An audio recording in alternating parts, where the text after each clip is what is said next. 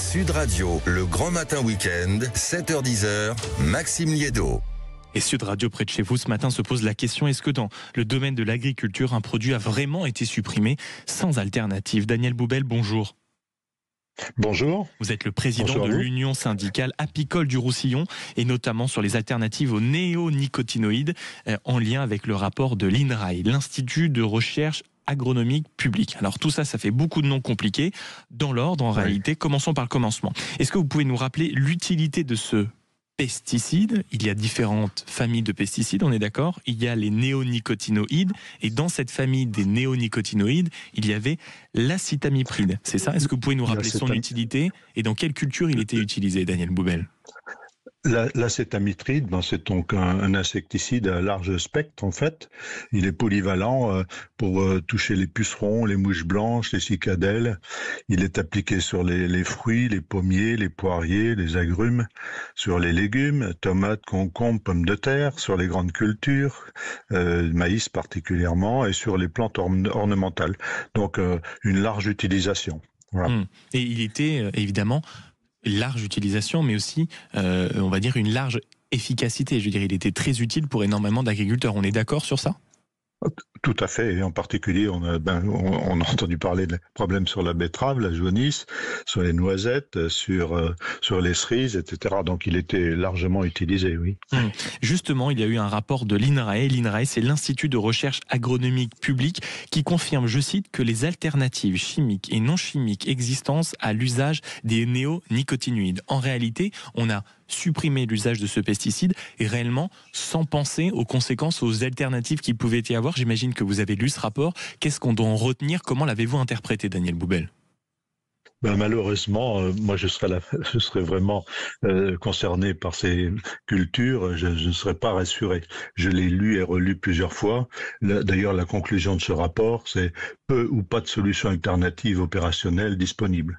Et je cite, c'est les filières concernées, à l'exception du navet, sont toutes fragilisées par le manque de solutions opérationnelles et disponibles pour la protection contre les ravageurs à différents degrés.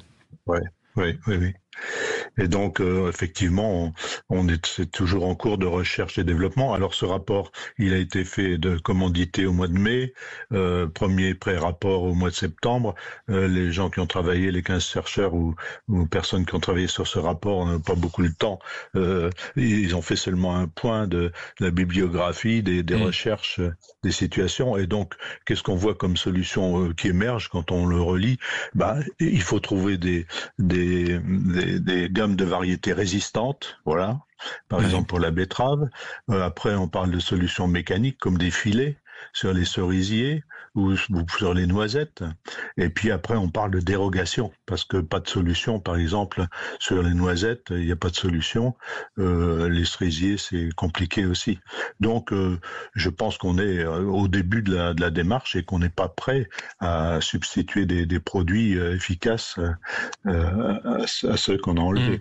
Et quand, par exemple, le rapport dit un panel de produits et de pratiques de lutte insuffisantes, c'est tout ce que vous êtes en train de nous décrire, c'est-à-dire que, bien sûr, sur le papier, il y a des choses qui existent, comme mettre des filets peut-être autour des cerisiers, mais j'imagine que ça n'a pas la même efficacité, que c'est peut-être même pour certains des produits, des coûts supplémentaires. Et quand vous parliez de changer, on va dire, certaines natures de betteraves ou de types de betteraves, c'est peut-être pas aussi la même manière de les cultiver. C'est peut-être un problème, ça aussi, non ? Oui, et puis vous venez d'évoquer aussi les coûts. Par exemple, mettre des filets sur les pommiers, c'est efficace, et je le vois dans le Pyrénées-Orientales, on voit des agriculteurs qui mettent ça, mais enfin c'est beaucoup de temps, c'est du personnel. Ça allait plus vite de prendre un tracteur et un pulvérisateur derrière et de balancer des produits. Donc c'est des problèmes de coûts.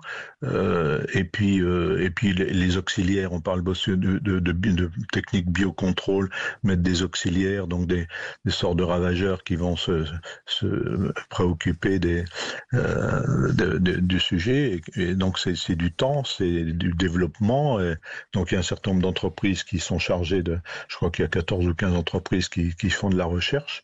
Mais enfin, on n'en est pas là, quoi. Et le problème aussi, c'est la concurrence, quoi. Vous avez entendu parler, ces produits sont interdits maintenant, l'acétamipride en France, mais d'autres pays européens l'utilisent encore.